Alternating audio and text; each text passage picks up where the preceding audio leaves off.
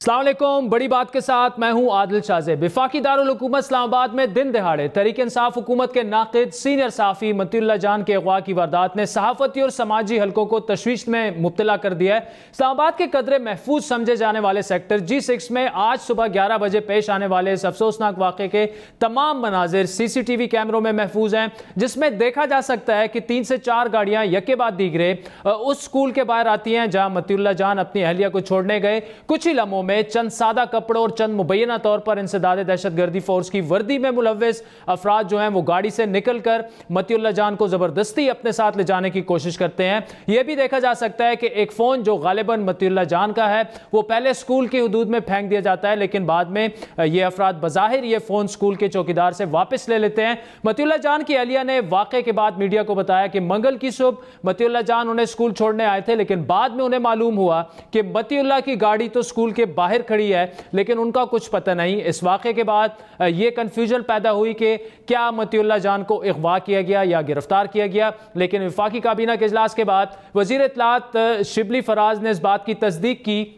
کہ یہ بات طے ہے کہ متی اللہ جان کو اغوا کیا گیا ہے اور حکومت ان کی بازیابی کی بھرپور کوشش کر رہی ہے۔ سینٹ کی قائمہ کمیٹی برائے انسانی حقوق نے بھی اس واقعے کو گمشدگی یا اغوا قرار دیتے ہوئے IG اسلام آباد کو ہدایات جاری کی ہیں کہ اس معاملے پر کمیٹی کو بریف کیا جائے، جبکہ دوسری جانب اسلام آباد ہائی کورٹ میں متی اللہ جان کے بھائی کی جانب سے دائر درخواست پر چیف جسٹس اسلام آباد ہائی کورٹ نے حکم جاری کیا کہ وفاقی حکومت بدھ کے دن متی اللہ جان کو عدالت میں پیش کرے۔ وزیراعظم کی معاون خصوصی برائے امور داخلہ شہزاد اکبر نے بھی نوٹس لیتے ہوئے 24 گھنٹوں کے اندر متی اللہ جان کی بازیابی یقینی بنانے کے لیے احکامات جاری کیے ہیں۔ سیاسی رہنماؤں، صحافتی تنظیموں، انسانی حقوق کے اداروں کے ساتھ ساتھ وکلاء بار ایسوسی ایشنز کی جانب سے بھی اس واقعے پر تشویش کا اظہار کیا گیا ہے اور متی اللہ جان کی جلد از جلد بازیابی کا مطالبہ کیا گیا۔ نون لیگ کے صدر شہباز شریف نے حکومت کو تنبیہ کی کہ اگر متی اللہ جان کو کچھ ہوا تو وزیراعظم عمران خان ذمہ دار ہوں گے۔ یہ معاملہ اس لیے بھی اہم ہے کیونکہ واقعہ ملک کے قدرے محفوظ سمجھے جانے والے دارالحکومت کے مصروف مقام پر پیش آیا اور سیف سٹی سمجھے جانے والے شہر میں اس طرح کا یہ پہلا واقعہ نہیں۔ اس سے پہلے بھی ایسے واقعات ہو چکے ہیں جن میں ملزمان کا تعین نہیں کیا جا سکا۔ آپ کو یاد دلاتے چلیں کہ متی اللہ جان کی بدھ کو سپریم کورٹ کے خصوصی بینچ کے سامنے توہین عدالت کیس میں پیشی بھی ہے، جس میں متی اللہ جان کی جانب سے مبینہ طور پر ججز پر تنقید کا نوٹس بھی لیا گیا تھا۔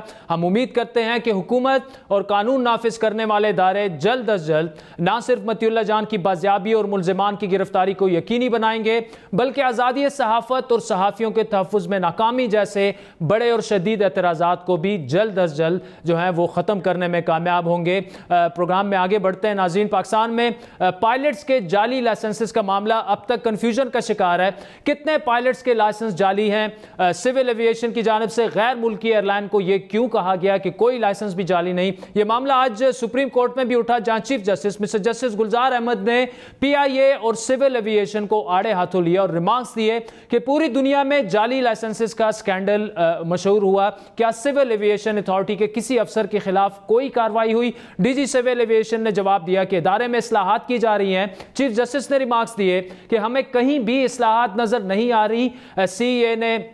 CA جو ہے وہ چلانا آپ کے بس کی بات نہیں۔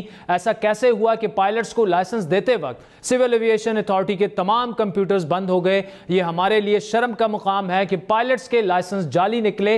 CA نے عوام کی زندگیاں داؤ پر لگا دی لیکن کسی افسر کے خلاف کارروائی نہیں ہوئی۔ بھیانک جرم کرنے اور کرانے والے آرام سے تنخواہیں لے رہے ہیں۔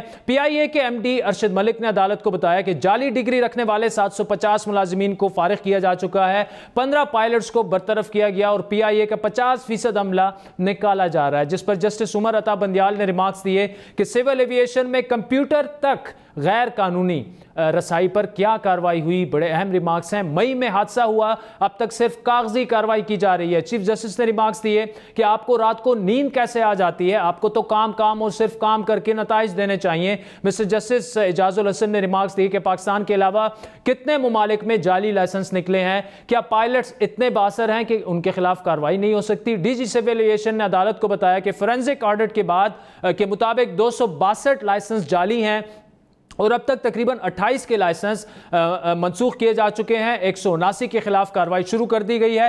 چیف جسٹس نے ہدایات جاری کی کہ جعلی لائسنس دینے والے تمام افسران کو بھی برطرف کیا جائے۔ چیف جسٹس نے مزید ریمارکس دیے کہ جعلی لائسنس پر دستخط کرنے والے جیل جائیں گے، حکومت کی منظوری سے FIA کو معاملہ بھجوائیں گے، PIA میں بھرتیوں پر پابندی عائد کریں گے، PIA جعلی پائلٹ سے ملا ہوا ہے، سول ایویشن کے کمپیوٹر محفوظ نہیں۔ سماعت کے بعد عدالت نے 2 ہفتوں میں جعلی لائسنس حاصل کرنے والے پائلٹس کے خلاف فوجداری مقدمات درج کر کے عدالت کو رپورٹ کرنے کے احکامات صادر کیے۔ آپ کو یاد دلاتے چلے کہ یہ معاملہ اس وقت شروع ہوا جب وفاقی وزیر غلام سرور خان نے قومی اسمبلی میں کراچی میں PIA طیارے کے حادثے کی رپورٹ عام کرتے ہوئے انکشاف کیا کہ پاکستان میں 262 پائلٹس کے لائسنس جو ہیں وہ مشکوک یا جعلی ہیں۔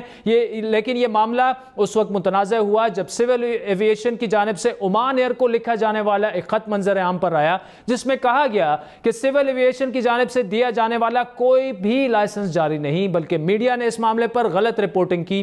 جب وفاقی وزیر غلام سرور کے سامنے بیان رکھا گیا تو انہوں نے جواب دیا کہ وہ اپنے اعداد و شمار اور بیان پر ابھی بھی قائم ہے۔ سوال یہ اٹھ رہا ہے کہ وزیر اور سول ایویشن کے بیانات میں تضاد کیوں ہیں؟ آج بھی سول ایویشن کی جانب سے 179 پائلٹس کے خلاف کارروائی کے بارے میں عدالت کو بتایا گیا، جبکہ 28 پائلٹس کے لائسنس معطل کیے گئے۔ اگر حکومت کو اس معاملے پر اعداد و شمار پر اتنا ہی اعتماد تھا اور انکوائری مکمل ہو چکی تھی تو پھر سب کے خلاف ایکشن کیوں نہیں لیا جا رہا؟ بڑی بات کے ذرائع کے مطابق اس کنفیوژن کی ایک بڑی وجہ یہ بھی بتائی گئی کہ وفاقی وزیر ایویشن غلام سرور خان کو اس معاملے پر جو بیان دیا گیا تھا وہ انہوں نے پڑھنے سے انکار کر دیا جو انہوں نے قومی اسمبلی میں سپیچ کرنی تھی، اور انہوں نے خود سے قومی اسمبلی میں تقریر کی جو ان تمام کنفیوژن کی وجہ بنی۔ اب اس معاملے کو جس طرح سے ہینڈل کیا گیا، ہمارے ذرائع یہ بتاتے ہیں کہ وفاقی کابینہ اور وزیر اعظم بھی اس پر مطمئن نہیں ہے۔ ان تمام سوالات کے ہم جواب لیں گے۔ وفاقی وزیر ایویشن غلام سرور خان صاحب اس وقت ہمارے ساتھ موجود ہیں۔ Ghulam Sarwar Khan sahab, thank you so much for joining اس۔ ایک ہماری جو اطلاعات ہیں وہ یہ ہے کہ آپ کو لکھی لکھائی جب تقریر دی گئی باقاعدہ پریپریشن کے ساتھ کہ آپ نے قومی اسمبلی میں یہ کہنا ہے، آپ نے وہ تقریر پھاڑ دی اور آپ نے وہ کرنے سے انکار کر کے خود ہی تقریر کر دی، جس سے یہ پورا معاملہ جو ہے پیچیدہ ہو گیا، کنٹرول سے باہر ہو گیا۔ تو آپ کو یہ تقریر کس نے دی اور آپ نے انکار کیوں کیا اس سے؟ عادل، یہ کس نے بے پر کی اڑائی؟ نہ کسی نے لکھ کے دی اور نہ میں نے پھاڑی، نہ اسے ہٹ کے میں نے پڑھی۔ یہ تو بالکل اتھینٹک فگرز ہیں جو انکوائری بورڈ نے 262 کے لگ بھگ ڈوبیس لائسنسز اور سسپیکٹڈ لائسنسز اور فیک لائسنسز، جو بھی انہیں الفاظ دے لیں، بات الفاظی کی ہے، اور اس کا بریک اپ بھی دیا کہ ان میں سے 262 میں PIA کے 141 ہیں، 9 سرین ایئر کے ہیں، 10 ایئر بلیو کے ہیں، اور اسی طرح 110 جو ہیں وہ ادر دین کو پرائیویٹ چارٹرز، پرائیویٹ کمپنیز کے پاس۔ تو یہ ایک بریک اپ بھی دیا، اور اس بریک اپ میں یہ بھی تھا کہ کتنے لوگوں نے 8 کے 8 پرچے غلط دیے، ان کی جگہ کسی نے دیے، کتنے لوگوں نے 4 پرچے خود نہیں دیے، ان کی جگہ کسی نے دیے، کتنے لوگوں نے 2 پرچے خود نہیں دیے، ان کی جگہ کسی۔ تو میں نے تو جو پہلے دن بات کی ہے، میں تو آج بھی اس دن اس بات پہ قائم ہوں کہ 262 لوگ سسپیکٹڈ لوگ جنہوں نے غلط ذرائع سے امتحان دیے، ان کی جگہ کسی نے امتحان دیا، وہ خود فلائنگ کر رہے ہیں، پیچھے امتحان کوئی دے رہا ہے، وہ چھٹی پہ بیٹھے ہیں، پیچھے امتحان کوئی دے رہا ہے۔ تو خاص صاحب اس میں سوال یہ ہے کہ جو ہم نے اپنے ذرائع سے بات کی ہے وہ تو اس پہ انسسٹ کر رہے ہیں، تو کیا یہ آپ سے پرائم منسٹر نے نہیں پوچھا کہ آپ کو کوئی بریفنگ دی گئی اس بارے میں، آپ کو کوئی سپیچ دی گئی؟ اس طرح لگ رہا ہے کہ بالکل تیاری وغیرہ جو اندر کی بیوروکریسی ہے وہ بالکل آپ کا ساتھ نہیں دے رہی، اس وقت بھی اور اس وقت بھی۔ دیکھیں جی، میں نے تو جو بھی نمبرز ہیں، جو بھی فگرز ہیں، اس انکوائری بورڈ کے دیے ہوئے فگرز ہیں۔ اس انکوائری بورڈ نے پہلے آ کے مجھے بریف کیا، پھر ہم سب نے جا کے پرائم منسٹر کو بریف کیا، اور یہی بریفنگ کیبنٹ میں بھی دی گئی، اور جو نمبرز بتائے گئے وہی نمبرز میں نے on the floor of the house بتائے، اور اس میں کوئی ابہام نہیں ہے۔ وہی نمبرز سپریم کورٹ نے جو سو موٹو ایکشن لیا، اس میں جو ریپلائی دیا گیا سول ایویشن اتھارٹی کی طرف سے، تو انہی نمبرز پہ دیا گیا کہ 262 ٹوٹل سسپیکٹڈ تھے، جن میں سے 28 کے لائسنسز ہم نے پروسیس کر کے انہیں شو کاز کیا, انہیں چارج شیٹ کیا, انہیں پرسنل ہیئرنگ دی, ان کے لائسنسز کینسل کیے اور انہیں نوکریوں سے برخاست کیا. 28 لوگ انہی میں سے تھے جس کی اپروول کیبنٹ نے دی. اس کے علاوہ 161 لوگوں کو اسی لسٹ میں سے شو کاز دیے گئے, ان کی سسپینشن ہو گئی. تو آج سپریم کورٹ میں یہی فگر زیر بحث تھیں. صرف سپریم کورٹ نے برہمی کا اظہار کیا کتنے ٹائم ہو گئے اور اتنا سخت ایکشن ہونا چاہیے تھا اور جلد ایکشن ہونا چاہیے, کوئک ایکشن ہونا چاہیے تھا, جو کہ کوئک ایکشن نہیں ہوا. اور وہ صرف سسپینشن تک اور ٹرمینیشن تک سپریم کورٹ نہیں جا رہی. وہ تو کہتے ہیں کہ ان کے خلاف کرمنل کیسز بھی رجسٹر ہونے چاہیے, ان لوگوں کو بیہائنڈ دا بار بھی ہونا چاہیے. تو آپ نے سخت ایکشن کیوں نہیں لیا؟ تو یہ معاملہ بڑا سیریسلی لیا سپریم کورٹ آف پاکستان اس میں خان صاحب یہاں پہ سوال یہ ہے, civil aviation authority Supreme Court کا تھا, ٹھیک ہے, سول ایویشن اتھارٹی جب آپ کی سٹیٹمنٹ آ گئی قومی اسمبلی کے فلور پر, اس کے بعد سول ایویشن اتھارٹی 3-4 مختلف لیٹرز لکھتی ہے اور بالکل ایک کمپلیٹلی ڈیفرنٹ نیریٹو لے کے کہ جی کوئی بھی لائسنس جو ہے وہ ہم نے جعلی جاری نہیں کیا. اب وہ آپ کے انڈر آتی ہے ایک بالکل ڈیفرنٹ وہ لے کے, تو سب سے زیادہ نقصان تو ایویشن کو اور پی آئی اے کو خود سول ایویشن کے اس موقف نے پہنچایا کہ کوئی بھی جعلی نہیں ہے. پھر وہی سول ایویشن اتھارٹی کورٹ میں جا کے یہ آج کہہ رہی ہے کہ اتنے پائلٹ کے لائسنس جعلی نکلے, اتنے کو سسپینڈ کر دیا گیا. یہ تو آپ کے انڈر ہیں یہ سارے. دیکھیں جی, وہ جو سٹیٹمنٹ انکوائری بورڈ نے انکوائری رپورٹ میں دی, جو نمبرز جو سٹیٹمنٹ پرائم منسٹر کے سامنے دی گئی انکوائری بورڈ کی طرف سے اور سول ایویشن اتھارٹی کی طرف سے, جو سٹیٹمنٹ کیبنٹ میٹنگ کو پریزنٹیشن میں دی گئی, وہی سٹیٹمنٹ وہی نمبرز جو ہیں وہ سپریم کورٹ آف پاکستان کو بھی دیے گئے. تو یہ سارے اتھینٹک ہیں اور انکوائری بورڈ کے دیے ہوئے نمبرز اور فگرز ہیں اور سول ایویشن اتھارٹی نے وہی نمبرز پاس آن کیے.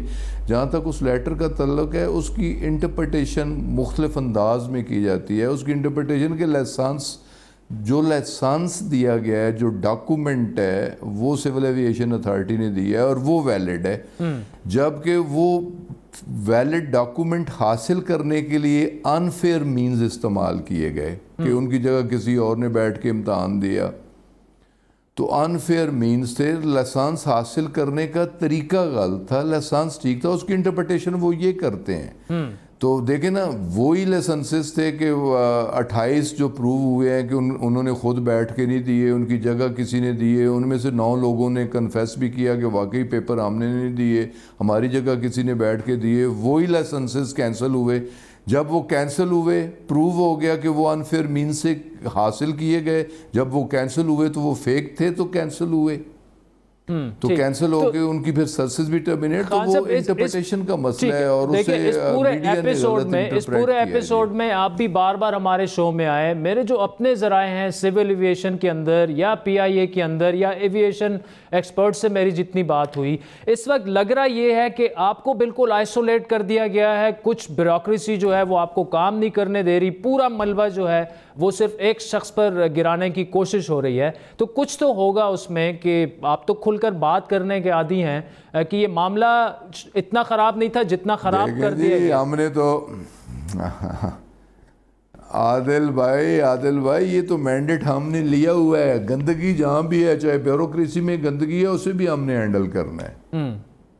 دیکھیں نا, یہ ساری گندگی تو بیوروکریسی کی ڈالی ہوئی ہے. اگر جیلی لائسنس بنے ہیں, غلط لوگوں نے امتحان دیے ہیں, تو ذمہ دار سول ایویشن اتھارٹی تھا, ذمہ دار سول ایویشن تھا. اگر جیلی بھرتیاں پی آئی اے میں ہوئیں اور سپریم کورٹ نے سو موٹو ایکشن لے کے وہ ڈاکومنٹس ویریفائی کروائے اور 658 لوگ جیلی ڈگریوں پہ بھرتی نکلے, جن میں سے 17 پائلٹ بھی تھے, ذمہ دار کون تھا؟ اس وقت کی سول ایویشن اتھارٹی. ذمہ دار کون تھا؟ اس وقت کی پی آئی اے اتھارٹی. ذمہ دار کون تھا؟ اس وقت کی الیکٹڈ سو کال ڈیموکریٹ گورنمنٹس جنہوں نے یہ گند ڈالا پیسے لے کے لوگوں کو ناجائز بھرتی کیا، پیسے لے کے لوگوں کو ناجائز پاس کروایا، پیسے لے کے لوگوں کو غلط لائسنس دلوائے، اس وقت ذمہ دار وہ تمام لوگ تھے. تو ہمیں تو لوگوں نے مینڈیٹ یہ دیا کہ ان گندے لوگوں کی ڈالی ہوئی گندگی کو ہم نے صاف کرنا ہے، اور وہ گندگی یقیناً بیوروکریسی میں موجود ہے. انہی لوگوں نے ان لوگوں کو بھرتی کیا، انہی لوگوں نے انہیں ایگزامز میں فیسیلیٹیٹ کیا. تو اب انہی لوگوں کے خلاف سپریم کورٹ بھی یہ چاہتی ہے، اور ہم بھی یہ چاہتے ہیں. پرائم منسٹر کا یہ حکم ہے کہ کسی کو سپیئر نہیں کرنا. اچھا، اس میں خان صاحب ایک تو یہ کہ میں الفاظ کے چناؤ میں سسپینشن یا نوکری سے برخاست کرنا ضروری نہیں ہے، ان کے خلاف کرمینل کیسز بھی درج ہونے چاہیے، انہیں بیہائنڈ دا بار بھی ہونا چاہیے. وہ تو ساری بات ٹھیک ہے غلام صاحب، خان صاحب وہ تو ساری بات ٹھیک ہے، لیکن ایک تو جو الفاظ آپ نے استعمال کیے ڈیفینیٹلی میں اس سے ایگری نہیں کرتا. وہ بھی سیاسی رہنما ہیں، جو بھی ہیں، آپ کا اپنا پوائنٹ آف ویو ہوگا، ان کا اپنا پوائنٹ آف ویو ہے. لیکن اگر صرف ایوییشن کی بات کی جائے تو کیا پرائم منسٹر صاحب میں نے کسی کا نام نہیں لیا، میں نے کسی کا نام نہیں لیا، جو اس وقت ذمہ دار تھے جنہوں نے یہ گند ڈالا ہے، تو اس گندگی کی صفائی کا مینڈیٹ ہمیں ملا ہے. اچھا، یہ جو خان صاحب یہ بتائیے، اس وقت کیا عمران خان صاحب یہ سمجھتے ہیں کہ اس معاملے کو مس ہینڈل کیا گیا؟ اگر وہ سمجھتے ہیں تو مس ہینڈل جو ہے وہ آپ کی طرف سے ہوا یا بیوروکریسی کی طرف سے ہوا؟ کسی نہ کسی نے تو مس ہینڈل کیا ہوگا. سر پہلی بات تو یہ ہے کہ مس ہینڈل نہیں ہوا، پراپرلی ہینڈل ہوا، properly on the floor of the house. جو انکوائری بورڈ کی رپورٹ تھی میں نے انتہائی ذمہ داری کے ساتھ پیش کی. میں آج بھی اپنی بات پہ قائل ہوں، قائم ہوں. تو اس میں نہ کوئی غلط ہوا اور نہ ہم غلط کریں گے. کسی کے ساتھ کوئی ڈسکریمنیٹری رویہ نہیں ہوگا، کسی کے ساتھ زیادتی نہیں ہوگی. لیکن جس نے غلط کیا ہے وہ بچ نہیں پائے گا. وہ کرنے والا ہوگا یا بینیفیشری ہوگا، وہ سول ایوییشن کا ملازم ہوگا یا غلط طریقے سے لائسنس لینے والا پائلٹ ہوگا، دونوں بچ نہیں پائیں گے. یہی حکم پرائم منسٹر آف پاکستان کا ہے، اور یہی حکم چیف جسٹس آف پاکستان کا ہے کہ ہم نے ان لوگوں کے ساتھ سختی، ہمیں سب سے پہلے لوگوں کی جانیں عزیز ہیں، لوگوں کی سیفٹی عزیز ہے. یہ لوگ کہتے ہیں جی ہم بدنام بڑے ہو گئے. بھائی اگر آپ غلط کام کرو گے تو بدنام ہوگے.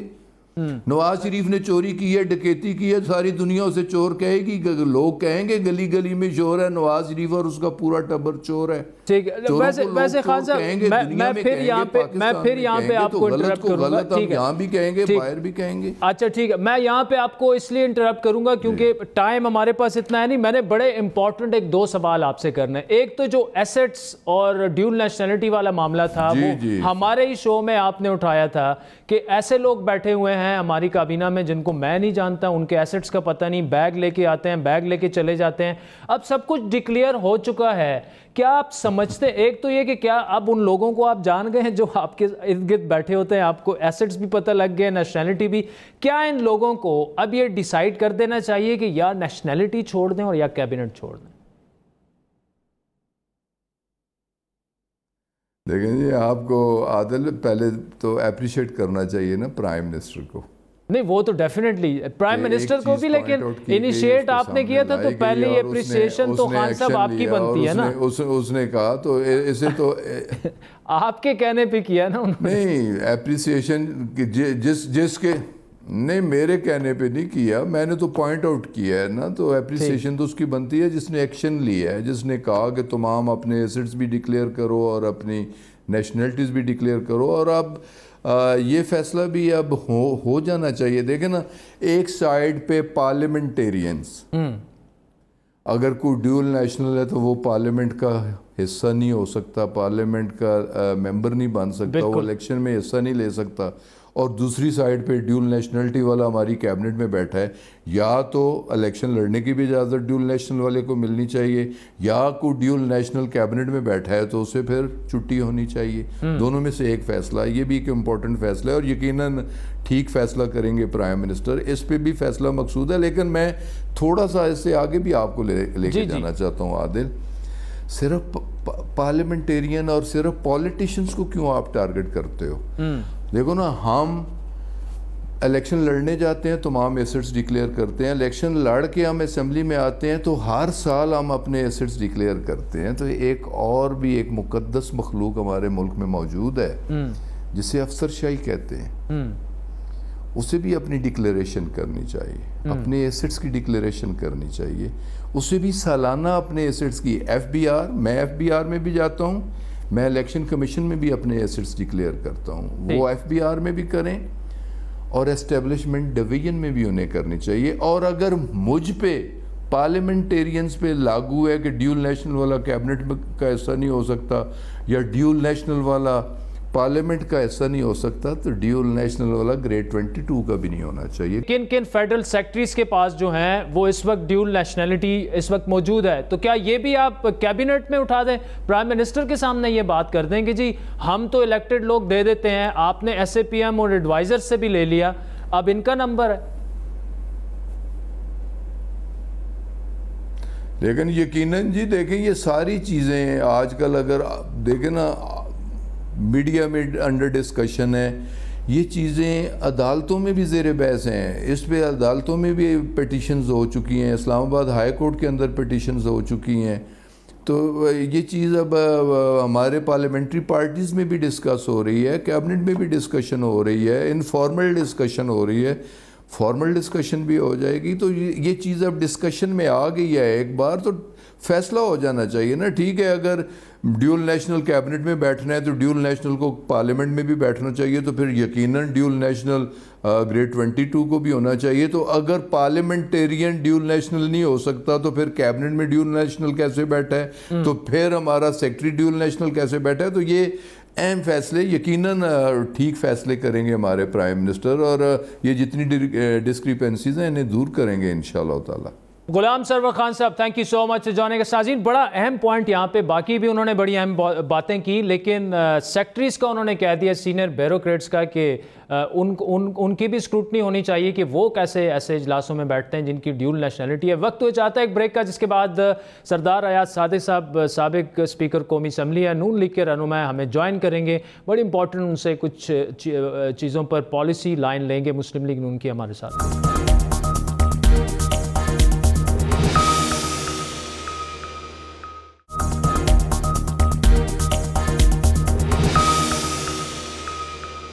ویلکم بیک ناظرین. گزشتہ روز سعد رفیق اور سلمان رفیق سے متعلق سپریم کورٹ کے جاری کردہ فیصلے نے اپوزیشن بالخصوص نون لیگ کو اپنے خلاف ہونے والی کارروائیوں پر احتجاج کرنے اور نیب کی غیر جانبداری پر سوالات اٹھانے کا ایک بار پھر موقع فراہم کر دیا. جہاں سپریم کورٹ کا یہ فیصلہ تاریخی ہے، وہیں اس فیصلے نے نیب کی ساکھ کو شدید نقصان بھی پہنچایا ہے. سپریم کورٹ نے اس فیصلے کا جو شارٹ آرڈر تھا وہ 17 مارچ کو جاری کر کے خواجہ برادران کو ضمانت پر رہا کر دیا تھا، اور نیب کے پاس اس کے خلاف اپیل میں جانے کے لیے 1 ماہ کی مدت تھی، جس کو گزرے بھی کئی ماہ ہو چکے ہیں اور نیب اپیل کرنے سے قاصر رہا. اسی تناظر میں قانونی ماہرین کا یہ کہنا ہے کہ اب سپریم کورٹ کا یہ فیصلہ حتمی تصور ہوگا اور نیب اپیل کا موقع بھی گوا چکا ہے. یعنی سپریم کورٹ کا یہ فیصلہ نیب کے خلاف بالکل ایک کھلی چارج شیٹ کے طور پر دیکھا جا سکتا ہے، اور اسی چارج شیٹ کا سہارا لیتے ہوئے نون لیگ کے رہنماؤں نے نیب کو ختم کرنے کا مطالبہ کر دیا. میرا خیال ہے کہ آج نیب اور حکومت مل کر یہ فیصلہ کر لیں کہ اس ادارے کو ختم کریں. چیئرمین نیب اسی عدالت کے جج رہے ہیں. اگر ان الفاظ کو سمجھتے ہیں تو وہ جانتے ہیں کہ ان کا اگلا عمل کیا ہونا چاہیے. مجھے بتانے کی ضرورت نہیں ہے. اتنی انسان میں اخلاقی جرات ہونی چاہیے کہ جب ایک اعلیٰ ترین عدلیہ ایک ادارے کے بارے میں یہ بات کر لے، پھر اس ادارے کا وجود نہیں رہتا. کہ سپریم کورٹ آف پاکستان کے اس اہم ترین فیصلے کے بعد اصولی طور پہ نیب نامی ادارے کے وجود کا کوئی جواز باقی نہیں. نیب کو ختم کیا جانا چاہیے. احتساب کا نیا قانون پارلیمنٹ کو تشکیل دینا چاہیے اور ایسا ادارہ بنایا جائے جو آزاد اور خود مختار ہو، جو حکومتوں کی ریاستی طاقت کی جو گرفت ہے اس سے آزاد ہو، تاکہ جس نے لوٹ مار کی ہے وہ کیفر کردار تک پہنچے. واضح طور پہ لکھا گیا کہ پولیٹیکل انجینئرنگ کے لیے یوز کیا گیا. بدقسمتی سے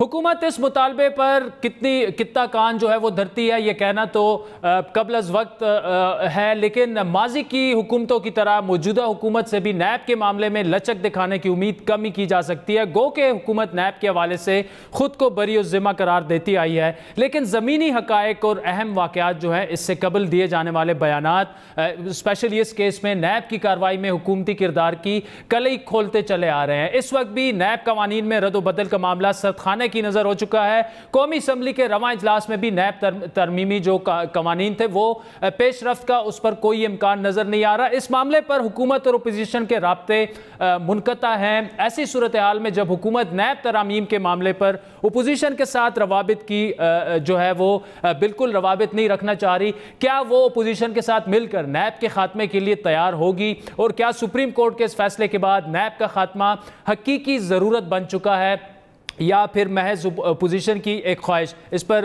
तफसीली बात करेंगे।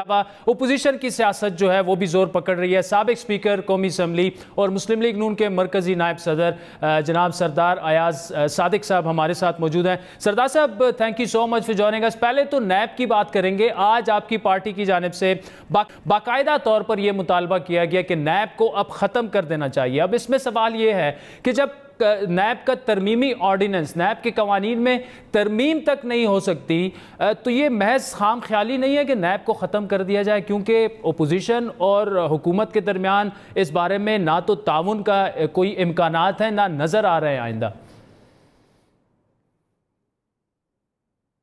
जी, आपने सही फरमाया। बिस्मिल्लाहिर्रहमानिर्रहीम। शुक्रिया मुझे आपने यहाँ मौका दिया कि मैं बात कर सकूँ। देखें, आपको याद होगा कि बिज़नेस कम्युनिटी ने और ब्यूरोक्रेट्स ने अप्रोच किया था गवर्नमेंट को, और जब गवर्नमेंट से कुछ नहीं मिला तो वो चीफ़ ऑफ आर्मी स्टाफ के पास उन्होंने जाके ये कंप्लेंट की कि नैब की हरासमेंट की वजह से हमारे काम नहीं चल रहे, जिसका नतीजा ये निकला कि एक ऑर्डिनेंस आया और उस ऑर्डिनेंस में कुछ हद तक कुछ प्रोटेक्शन मिली, बिकॉज़ जो करप्शन रिलेटेड केसेस नहीं थे उसमें तो कोई जवाज़ नहीं बनता कि आप केसेस भी बनाएं और वो प्रोसीजर लैब्स को आप करप्शन के ज़ुमरे में लेके आएँ। मगर मैं ये बताऊं कि गवर्नमेंट की सीरियसनेस देख लें कि ये गवर्नमेंट यही सोचती है कि शायद इसने ताहयात इन लोगों ने हुकूमत में रहना है और तब तक उनको कोई हाथ नहीं लगा सकता। ये हर हुकूमत यही सोचती है कि नहीं, मुझे ये करने की ज़रूरत नहीं, मेरी ज़रूरत नहीं पड़ेगी। मगर पास्ट एक्सपीरियंस, हम लोग हिस्ट्री जो है उसको नहीं देखते कि पास में क्या हुआ। पीपल्स पार्टी को वो एक्सपीरियंस हुआ, मुस्लिम लीग नून को एक्सपीरियंस हुआ, और जब तक तहरीक इंसाफ के हमारे दोस्त जो हैं, जो कि मैं नहीं चाहता, जब तक इनके ऊपर हाथ नहीं डाला जाएगा। अब आप भी जानते हैं कि सुप्रीम कोर्ट ऑफ पाकिस्तान ने जो ख्वाजा साद रफ़ीक साहब और सलमान रफ़ीक साहब के केस में जो उनके कमेंट्स थे कि वन साइडेड पॉलिटिकल विक्टिमाइजेशन और जो कुछ उन्होंने अल्फाज इस्तेमाल किए, उससे तो सुप्रीम कोर्ट की भी वही ओपिनियन है जो आम पब्लिक की ओपिनियन हो गई। अब साद रफ़ीक साहब और सलमान रफ़ीक साहब का वो 1 साल कौन उनको वापस देगा जो उन्होंने नैब की वजह से कस्टडी में गुजारा।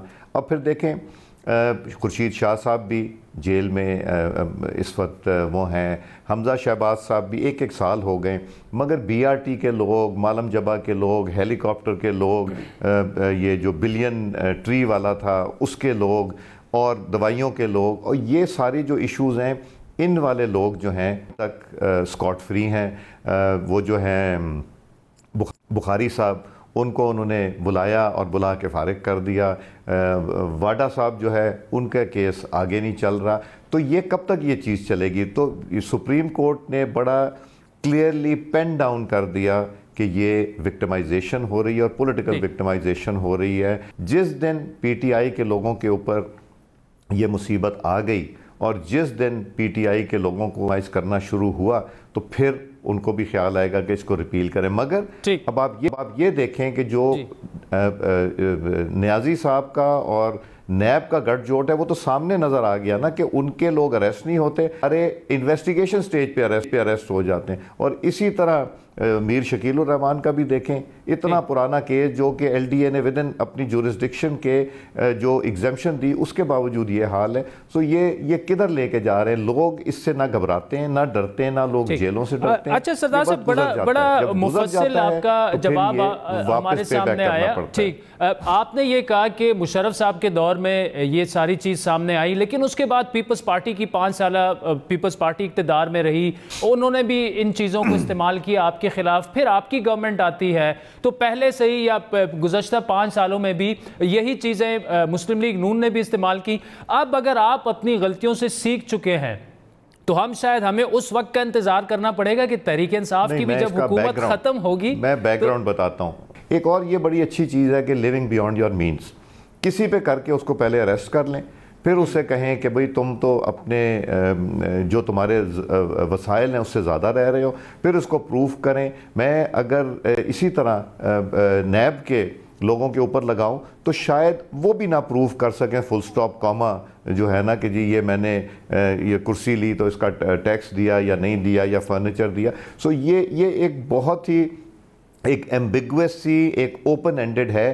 یہ پاکستان کے ہر آدمی کے اوپر لگ سکتی ہے. یہ مجھے اس چیز کا یقین ہے اگر اس کو مس یوز کیا جائے. اچھا سردار صاحب یہ بتائیے گا کہ گزشتہ 2 دنوں سے ٹرانسپیرنٹ موقع دے. ٹھیک ہے، 2-3 دنوں سے جب سے ایس اے پی ایمز کے معاونین خصوصی اور مشیران کے یہ اثاثے سامنے آئے ہیں، ان کی شہریت جو جن کی دوہری شہریت تھی وہ سامنے آ چکی ہے. بڑا ایک بالکل ڈیبیٹ ایک جنریٹ ہو چکی ہے کہ بہت سے ایسے اثاثے ہیں جو کہ ان کی منی ٹریل سامنے آنی چاہیے جو جسٹیفائیڈ نہیں ہیں. اس کے علاوہ یہ بھی ایک ڈیبیٹ ہے کہ دوہری شہریت والے لوگ جو ہیں وہ کیبنٹ سے بیٹھے ہوئے ہیں. اس پر آپ کی پارٹی کی جانب سے تنقید تو کی گئی، لیکن اس میں وے فارورڈ کیا ہے؟ کیا آپ سمجھتے ہیں کہ جو معاونین خصوصی ہیں وہ دوہری شہریت والے ہو سکتے ہیں، اور جو ان کے اثاثے ہیں اس پر کیا آپ کا ارادہ کیا ہے؟ کیا کچھ آگے 1 سٹیپ آگے بڑھ کر کیا یہی چیزیں آپ بھی عدالت میں لے جا سکتے ہیں کہ انہیں بھی منی ٹریل دینی چاہیے؟ دیکھیں میں اس کے 2 ایسپیکٹس ہیں. ایک، آل الیکٹڈ پیپل چاہے وہ ایم پی ہوں، ایم این اے ہوں یا سینیٹرز ہوں، وہ ڈیول نیشنلٹی نہیں رکھ سکتے. اس کے علاوہ جوڈیشری رکھ سکتی ہے. ایون کچھ کیسز ایسے ہیں کہ کچھ آرمی آفیسرز پوسٹ آؤٹ ہوئے ڈیفرنٹ جگہوں پہ اور وہاں پھر انہوں نے نیشنلٹی لے کے وہیں پہ رہ گئے، یا ریٹائرمنٹ ان کی جب ہوئی تو وہ وہیں پہ چلے گئے. بیوروکریسی میں ڈیول نیشنلٹی ہے. مگر یہ ثاقب نثار صاحب نے سب کو بلایا تھا اور کافی انہوں نے تذلیل کی تھی کہ یہ ڈاکٹرز جو ہیں یہ آئے ہوئے ہیں یہاں اور یہ آ کے وہاں کے بھی مزے لے کے آ گئے اور اب یہاں بھی مزے لے رہے ہیں. There is no bar on anyone except elected representatives. اب دوسری چیز یہ ہے کہ کیا ایس اے پی ایمز جو ہیں وہ کیبنٹ میٹنگ میں انویٹیشن سے تو کوئی بھی آ سکتا ہے، مگر آپ سینسٹیو جو ایشوز ہیں وہاں پہ ڈسکس ہوتے ہیں اور وہاں ان کیمرہ بھی کئی دفعہ یہ چیزیں ہوتی ہیں. آپ کو یاد ہوگا شجاعت عظیم صاحب ہمارے ایڈوائزر تھے نواز شریف صاحب کی حکومت میں ایوییشن کے، اور ان کو عدالت نے وہاں سے ریموو کر دیا تھا. تو اگر ان کو عدالت نے ریموو کیا تھا تو ان کو کیوں نہیں ریموو کیا جا سکتا؟ یا ان کا کیا رائٹ بنتا ہے؟ یا وہ غلط تھا یا یہ غلط ہے؟ تو میں تو یہی کہوں گا کہ جس نے حلف اٹھایا ہے کسی اور کو، چاہے وہ گرین کارڈ پہ حلف ہو یا ریزیڈنس پہ حلف ہو یا کسی اور چیز پہ، خاص طور سے نیشنلٹی پہ حلف اٹھانے کا مطلب ہے کہ انہوں نے اپنی لائلٹیز جو ہیں اپنے ملک کے علاوہ کسی اور ملک کو بھی دے دیں.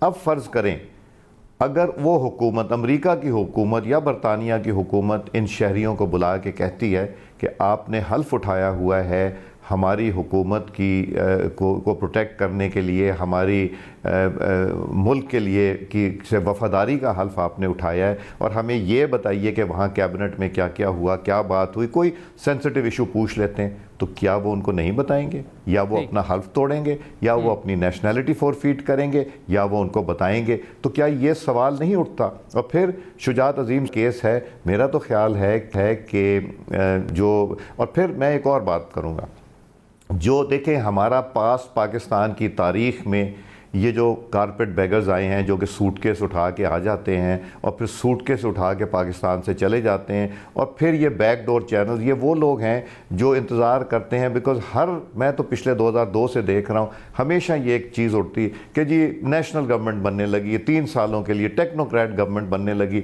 یہ لوگ سوٹ کیس لے کے آ جاتے ہیں، اور یہ سارا ٹائم جتنے ٹائم الیکٹڈ گورنمنٹس ہوتی ہیں یہ سازش کر رہے ہوتے ہیں کہ جی ان سے تو نہیں چلے گا، آپ ہمیں دے دیں۔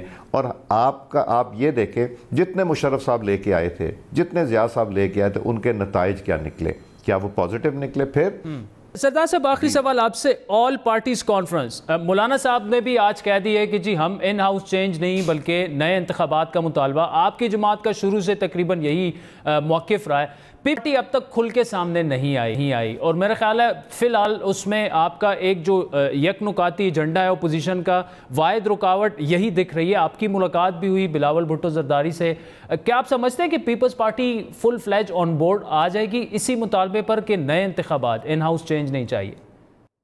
آپ ایک چیز ریئلائز کیجئے کہ یہ جو بار بار کہا جاتا ہے نا کہ اپوزیشن یونائٹڈ نہیں ہے یا اپوزیشن، میں کل بلاول صاحب سے ہماری ملاقات ہوئی ہے، یہ میں وثوق سے کہہ سکتا ہوں کہ یہ وہ لوگ افواہیں اڑاتے ہیں جن کو خوف ہے اپوزیشن کا۔ اپوزیشن پارلیمنٹ میں بھی یونائٹڈ ہے اور باقی جگہ اختلاف تو ہماری جماعت میں بھی اختلاف ہو سکتا ہے، ایک گھر میں ایک خاندان میں بھی اختلاف ہوتا ہے، مگر وہ اختلاف رائے جو ہے وہ حتمی نہیں ہوتا، اس میں انسان بیٹھتا ہے، اس کو ڈسکس کرتا ہے، اس کو ویژولائز کرتا ہے اور اس میں بیسٹ سلوشن نکالا جاتا ہے۔ Peoples party, Jamaat Islami, JUIF، ANP، باقی جو ہیں اور مسلم لیگ، ہم سارے آئیڈینٹیکل سوچ رکھتے ہیں، اور بلاول صاحب کی اگر آپ سٹیٹمنٹس دیکھیں تو وہ یہ کہہ سکیں کہ یہ حکومت نہیں چلا سکتے، ان کی بس کی بات نہیں، ان کو جانا ہوگا، تو اس کا مطلب کیا ہے؟ اس کا مطلب تو یہی ہے کہ اگر یہی حکومت چلاتے رہے تو وہ انہوں نے الفاظ مختلف استعمال کیے ہیں بٹ ان کی سوچ ایگزیکٹلی وہی ہے۔ آج بھی کوئی ٹی وی پہ چل رہا تھا کہ جی مسلم لیگ نون اور وہ ان پہ کوئی اختلاف ہے، تو میں نے قائرہ صاحب کو فون کیا، انہوں نے کہا یار یہ چیزیں چلتی رہتی ہیں چونکہ they want to see a divided opposition, جو کہ ہو نہیں رہی۔ یہ میں وثوق سے کہتا ہوں اپوزیشن یونائٹڈ ہے آن دا ایشو آف دا پور گورننس اور ان کی جو پرفارمنس ہے اس کے اوپر۔ اب تو وہ لوگ بھی، اب تو ہم اینکرز دیکھتے ہیں، سوائے کچھ اینکرز جو ہیں جو ابھی بھی سوچتے ہیں، جن کو امید ہے، مگر وہ اینکرز جنہوں نے سپورٹ کر کے، جنہوں نے پروموٹ کر کے ان کے لیے اتنی کھل کے باعث ہو کے انہوں نے کنویسنگ کی ہے، اب تو وہ بھی پریشان ہو گئے، اب وہ بھی گھبرا گئے ہیں، کہتے نہیں بیکاز ان کے لیڈر کہتے ہیں کہ گھبرانا نہیں، مگر وہ بھی گھبرا گئے ہیں اب، اور لوگ بہت گھبرائے ہوئے ہیں، لوگ پریشان ہیں کہ پاکستان کس طرف جا رہا ہے۔ سردار ایاز صادق صاحب، تھینک یو فار جوائننگ اس۔ ناظرین، آپ نے گفتگو سنی، سابق اسپیکر قومی اسمبلی ہمارے ساتھ موجود تھے۔ وقت ہوا چاہتا ہے ایک بریک کا، جس کے بعد آپ کو لیے چلیں گے خیبر پختونخوا اور احتساب کی بات کریں گے، بڑی امپورٹنٹ ایک سٹوری ہم آپ سے ڈسکس کریں گے، ہمارے ساتھ رہیے۔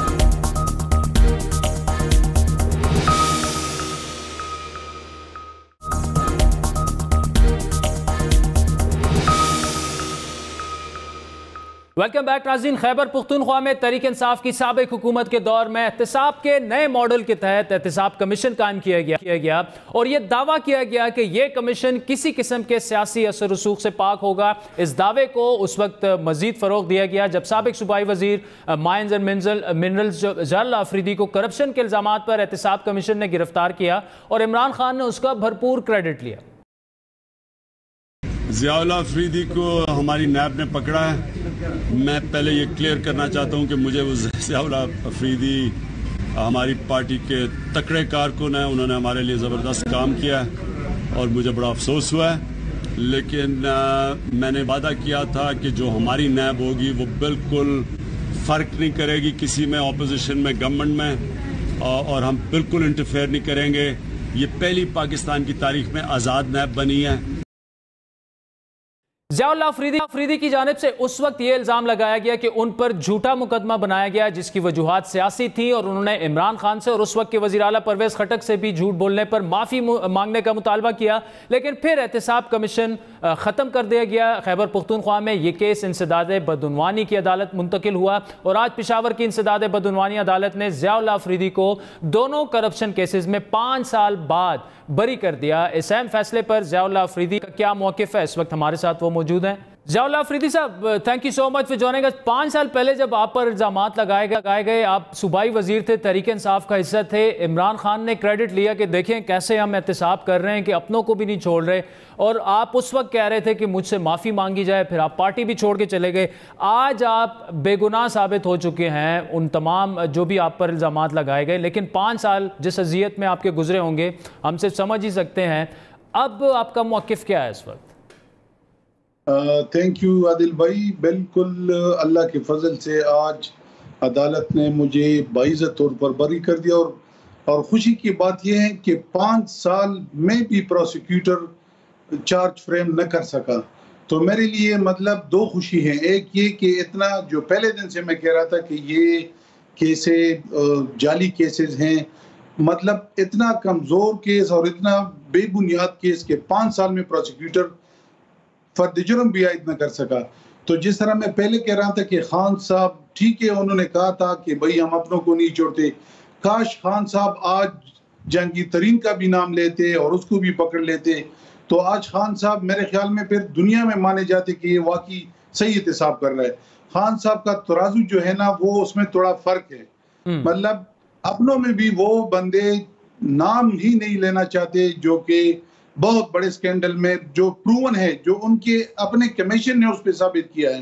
تو میرے خیال میں خان صاحب کو چاہیے کہ اپنے اس ترازو کو بالکل صحیح انصاف کے ساتھ تولے، اور وہ جو احتساب اقراض دا بورڈ کرنا چاہیے۔ کوئی بھی سیاسی، میرے خیال میں کوئی بھی سیاسی بندہ احتساب کے خلاف نہیں ہے، لیکن اگر انصاف کے ساتھ ہو، جس طرح آج ثابت ہو گیا کہ میرے ساتھ جو 5 سال پہلے جو ظلم ہوا تھا، میرے بچوں کو، میرے خاندان کو، میرے فیملی کو اور میری سیاسی کیریئر پہ دبا لگایا تھا، لیکن اللہ کے فضل سے عدالت نے ثابت کر دیا اور مجھے باعزت طور پر بری کر دیا۔ ٹھیک، اچھا ضیاءاللہ افریدی صاحب یہ بتائیے گا کہ اس وقت بھی بار بار آپ کی جانب سے یہ کہا گیا کہ یہ اس وقت کے جو وزیر اعلیٰ تھے پرویز خٹک صاحب، وہ یہ سب کچھ کروا رہے ہیں کیونکہ وہ ذاتی طور پر سمجھتے تھے کہ آپ ان کے لیے ود ان دا پارٹی ایک تھریٹ بن رہے ہیں۔ کیا ابھی بھی آپ اس پر قائم ہیں؟ اور اگر ایسا ہے تو اب چونکہ آپ تو بری ہو چکے ہیں، الزامات غلط ثابت ہوئے، تو ان پر پھر کیس کیوں نہیں کر دیتے آپ؟ عادل بھائی دیکھو جی، یہ جو میرے کیسز ہے جی، جب میں بیہائنڈ دی بار تھا، جب جیل میں تھا، تو ان کے احتساب کمیشن کے پروسیکیوٹر نے خود اپنے میٹنگز میں اندر بار بار لکھا گیا کہ بھائی ضیاءاللہ افریدی کے خلاف کوئی کیس نہیں بنتا۔ بار بار وہ یہ لکھتے رہے، اور RTI کے ذریعے وہ مجھے پھر ملی بھی ہیں وہ ایویڈنس جو میں نے عدالت میں بھی پیش کیے۔ اور اسی وقت بھی میں یہ کہتا رہا کہ جن لوگوں نے مجھے میری انویسٹیگیشن کی وہ ادارے کے ملازم ہی نہیں تھے۔ ایک بندہ کریمنل تھا، اس پہ بہت خطرناک مقدمات تھے اور احتساب کمیشن کا امپلائی ہی نہیں تھا۔ دوسرا بندہ ڈیلی ویجز پہ دیہڑی پہ بھرتی کیا تھا، جو کہ انویسٹیگیشن میں اس کا تجربہ بھی نہیں تھا، اور نہ وہ انویسٹیگیشن آفیسر تھا، اور نہ پہلے وہ کسی بھی ادارے۔ تو دونوں بندوں نے جو میری انویسٹیگیشن کی، وہ اس وقت بھی میرا اسٹانس تھا کہ وہ ڈائریکشن پہ کر رہے اور غلط کیسز بنا رہے ہیں، کیونکہ وہ دونوں ایک امپلائی نہیں تھا، اور یہ احتساب کمیشن کے ریکارڈ پہ ہیں اور یہ خود پروسیکیوٹر لکھ رہے ہیں۔ تو میرا مقصد یہ تھا کہ اس وقت بھی ڈائریکشن پہ یہ کیس بنائے گئے تھے، اور انشاءاللہ تعالیٰ ریٹن فیصلہ آئے گا۔ ابھی میں نے ریٹن فیصلہ شارٹ آرڈر آج کورٹ نے کیا، منڈے کو انشاءاللہ ریٹن فیصلہ آئے گا، اس کو دیکھ کے میں اپنے وکلاء سے مشورہ کر کے آئندہ انشاءاللہ علیہ عمل پلان کروں گا۔ Ziaullah Afridi sahab, thank you so مچ۔ ناظرین، آپ نے سنا کس طرح احتساب ہوتا ہے۔ کل ہی پاکستان کی عدالت کا فیصلہ آیا خواجہ برادران کے کیس میں کہ کس طرح عدالت نے جس طرح تفصیلی فیصلے میں لکھا کہ پولیٹیکل وکٹمائزیشن کے لیے نیب کو استعمال کیا گیا، اور ضیاءاللہ افریدی صاحب خود تحریک انصاف کا حصہ رہ چکے ہیں۔ 5 سال پہلے انہیں جن الزامات پر نکالا گیا، پارٹی بھی انہوں نے چھوڑ دی، وزارت سے نکالا گیا، اور وہ آپ کے سامنے ہیں کہ 5 سال کے بعد کچھ بھی ثابت نہیں ہوا اور وہ بے گناہ اس میں ثابت ہو چکے ہیں، الزامات بالکل جو ہیں وہ ان کے ختم ہو چکے ہیں۔ ناظرین، آج کے پروگرام پر آپ کے فیڈ بیک کے منتظر رہیں گے۔ ہمارا ٹویٹر ہینڈل ہے @بڑی بات۔ مجھے میری ٹیم سے اجازت دیجیے۔